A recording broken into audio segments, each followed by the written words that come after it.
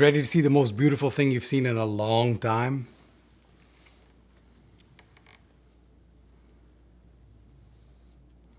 What is up, YouTube? My name is Buddy Blues, and it's Small Business Tuesday on More Than Likely a Tuesday. Today we look at Pereira guitars, or Pereira guitars, from Diogo Pereira. And this thing is a marvel to behold from any angle you look at. There's boutique guitars, and then there's boutique guitars from a guy that is obsessed with A, tone, B, beautifulness, if that's a word. This guitar has a lot of unique characteristics that I would like to go over with you. But first, let's talk about Diogo and how I never met him but played his guitars before. NAMM 2024, I wanted to go visit my friend Roman. He had a booth at NAMM. He's the owner of Schnobel Tone. We've seen one of his pedals on the channel. And I went to check out to see what new pedals he has, how he's doing, stuff like that, because he was one of the very earlier Small Business Tuesdays that I did on the channel. It was lovely to meet Roman.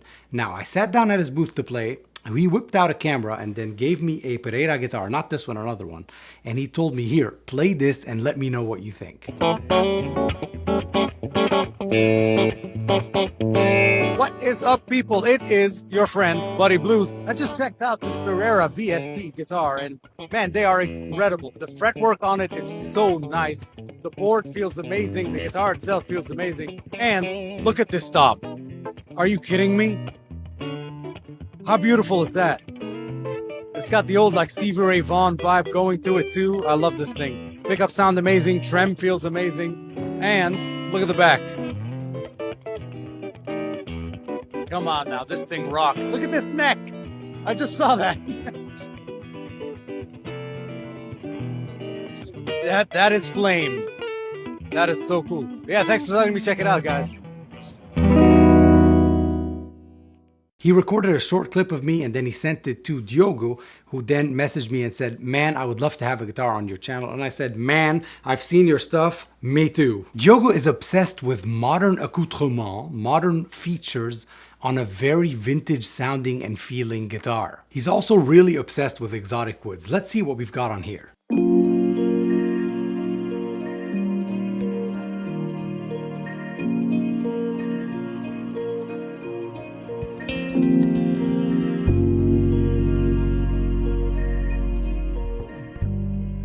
The body itself is made from alder, but it's got a top that's made of olive wood, Italian olive wood to be specific. The olive wood gives it a very distinct look, as you can see here, book matched and all beautiful, but it also gives it a snap that's very reminiscent of Makassar ebony. It's a very snappy sounding wood with quite a bit of mids built into it. He calls the color honey burst, I wish he called it olive burst. And the neckwood is made of roasted flame maple and it's extremely flamey from the top and the back. Roasting the maple wood helps it stabilize the wood so that it doesn't shift. You set the truss rod once and then you never set it again. You've got all Goto parts, you've got Goto locking tuners, and you've got a Goto 2-pivot 510 bridge. Pickups in this thing are Klopman 67. I've never heard of Klopman. They sound amazing and they sound very, very punchy. Now here's where Diogo and I may differ a bit. It says 9.5. I measured it. It is indeed 9.5 C, the radius I'm talking about. It's a C-shaped neck with a 9.5 radius. But man, I could swear it feels flatter up here. So you can do those really high bends, it doesn't choke out. You can do the really fast runs because it's fairly flat. I wonder if it's a compound radius. The fretwork on it is impeccable. It is so good. Your hand, it feels like it's gliding. Okay, enough blah blah. Let's continue to hear this thing. I'm gonna go through my small pedal board. It's got like 4 pedals on it. Whenever you hear anything from it, it's from that. That's not the star of the show. I'm gonna go through the Victory MK Clean Combo Boss Tube Amp Expander. Let us get to it. I'm gonna play a lot of clean and I'm gonna play a lot of dirty, distorted tones and stuff like that. I wanna show you the range of the guitar, clean, and then I wanna show you the range and the might of the pickups, the might of the pickups with overdrive in it. Let's get to it.